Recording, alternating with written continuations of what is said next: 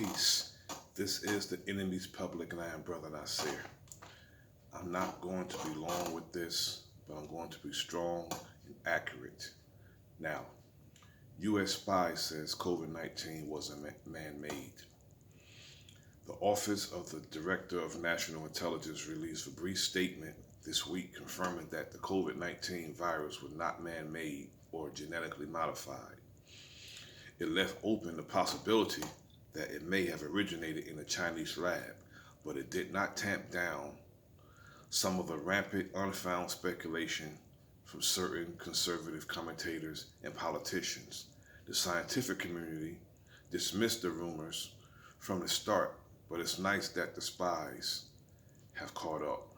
The statement also comes as the White House has reportedly pressured the Intelligence Committee to find links between the COVID-19 and China, a type of conclusion shopping that critics say may result in less reliable reports. Now, this is the statement that the government has given us. Now, the scientific community is not credible because the scientific community, the scientists, are the ones who create these viruses, okay? i.e. Fort Detrick, Maryland, HIV/AIDS.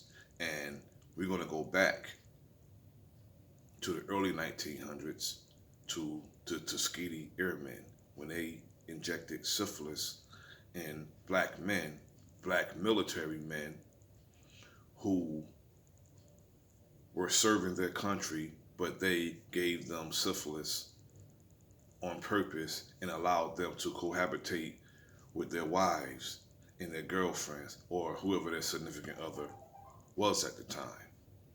Now, it is not hard to believe that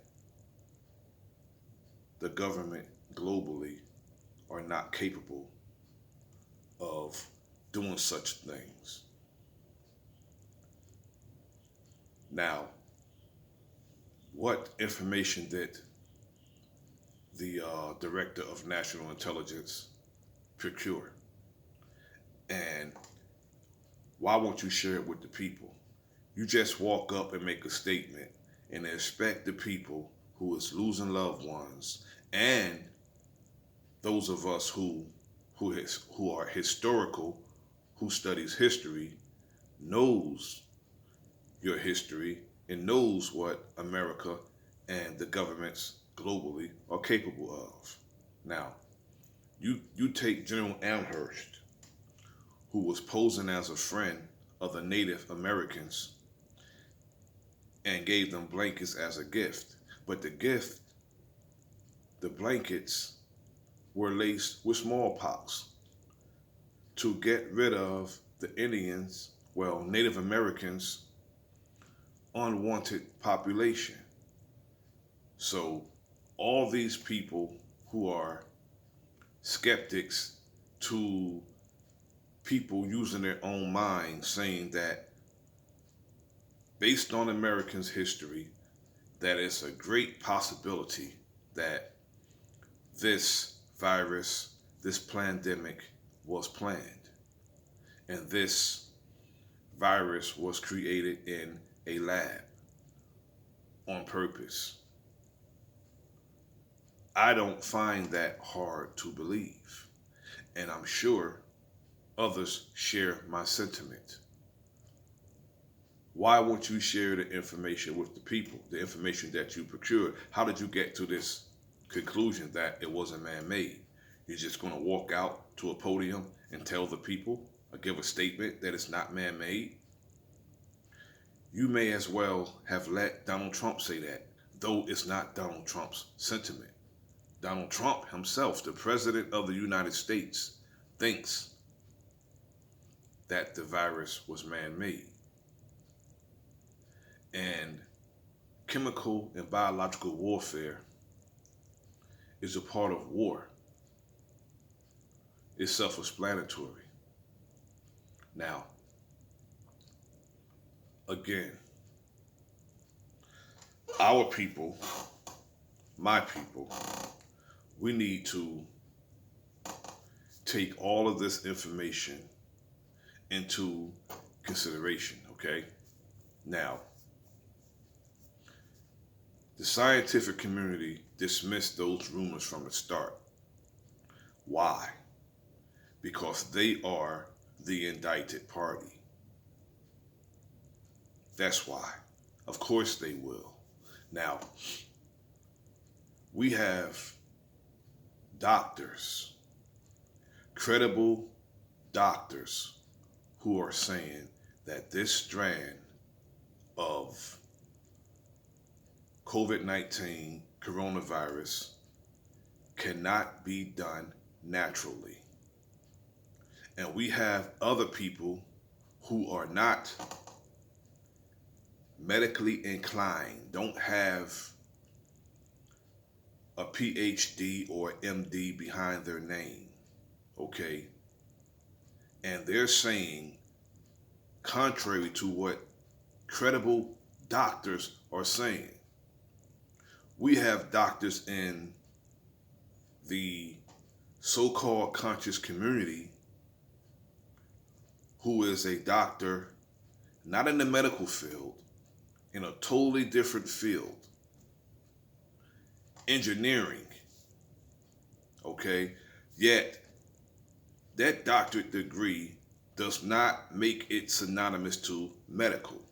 Now, if you want to talk about something that's medical, go and get a degree that's of medical. But you can't come in because you have a doctorate degree in engineering dealing with, okay, electricity and dealing with technology like 5G and, information technology, IT. That's not synonymous to a medical doctor. It's not. You can't even be in that conversation, and you should not be in that conversation. I'm not in that conversation because I don't have a doctorate degree in nothing. Yet, I'm going to use common sense, and I'm going to deal with the historical part of it. Now, my people are always the target when it comes to these situations. Always have been the targets when it comes to these situations. And I'm not understanding how we have black doctors and black so-called scholars all of a sudden, because people are dying, they are caping for white supremacy. All of a sudden, people who call themselves pro-black are saying we should listen to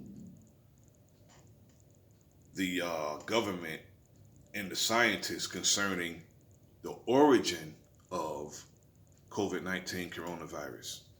Now, I understand that everyone should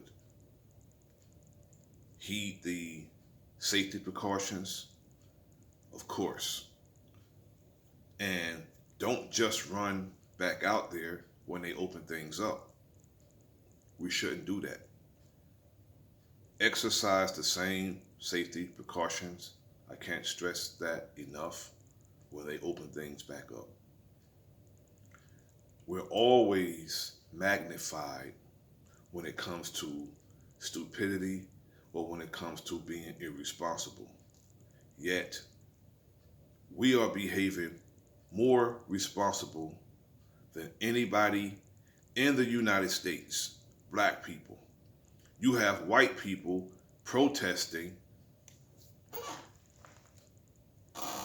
saying that they want to open things back up, saying that they feel enslaved, which is a slap in the face to 50 million black people here in the wilderness of North America.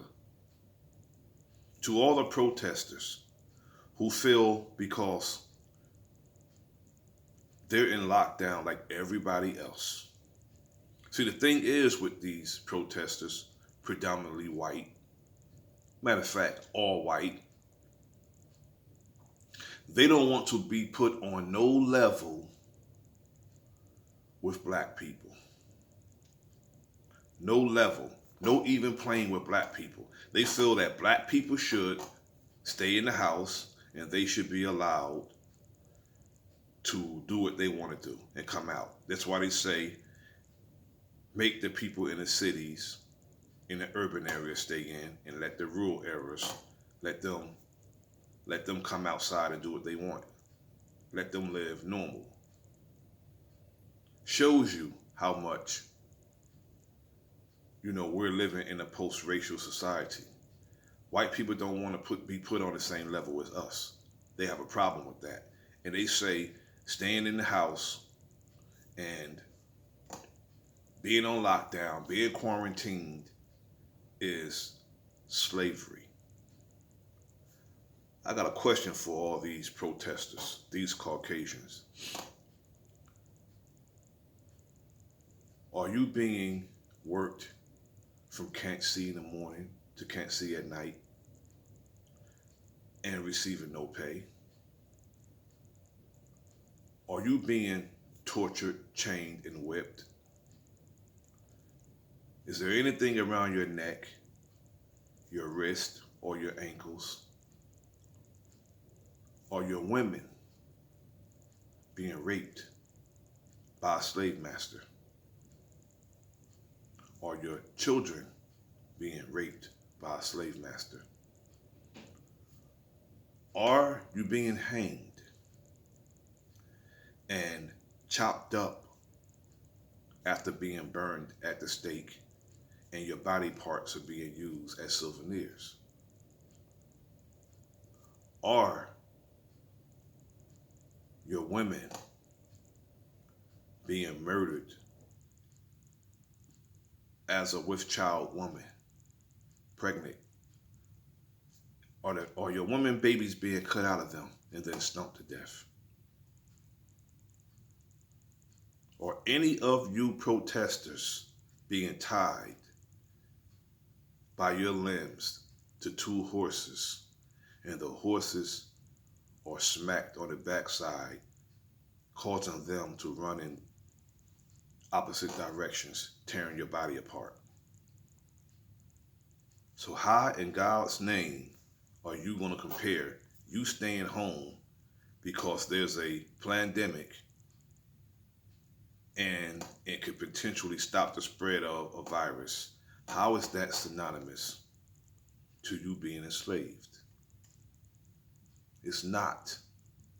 So stop using your self-entitlement and comparing it to our sojourn here in the wilderness of North America.